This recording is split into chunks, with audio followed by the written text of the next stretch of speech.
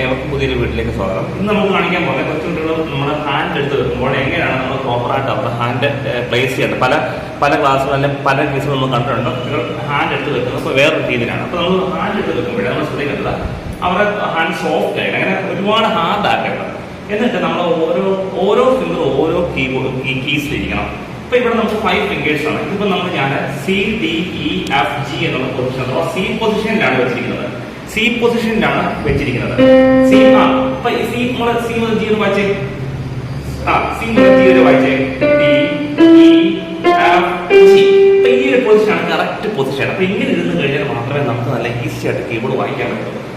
ഈ ചില കേസുകളാണ് ഇങ്ങനെ താന്നൊക്കെ ഇരിക്കുന്നുണ്ട്. അങ്ങനെ ഒരിക്കലും ഇരിക്കരുത്, ഒരുപാട് ഉയർന്നിരിക്കരുത്. കറക്റ്റ് ഈ ഒരു പൊസിഷനിൽ ഇരുന്ന് കഴിഞ്ഞാൽ നമുക്ക് ഈസി ആയിട്ട് നമുക്ക് ഏത് നോട്ടും വായിക്കാം. പിന്നെ രണ്ടാമത്തെ ഒരു കാര്യം, നമ്മളെ കീസ് വെക്കുമ്പോൾ നമ്മുടെ ഫിംഗേഴ്സിന് ടിപ്സ് വേണം ഇരിക്കാൻ. ഫിംഗർ ടിപ്പുകളാണ് ഇരിക്കുന്നത്, അല്ലയോ? ശരിയോ? ഫിംഗർ ടിപ്സ് ആണ് നമുക്ക് ഇങ്ങനെ ഇരിക്കേണ്ടത്. നീളത്തിൽ ഇരിക്കരുത് കേട്ടോ. ഫിംഗർ ടിപ്സ് വെച്ച് വേണം നമുക്ക് വായിക്കേണ്ട കാര്യം. ഓക്കെ, ഇതാണ് നമ്മുടെ ഈ ഒരു ലെസണിലുള്ള കാര്യങ്ങൾ.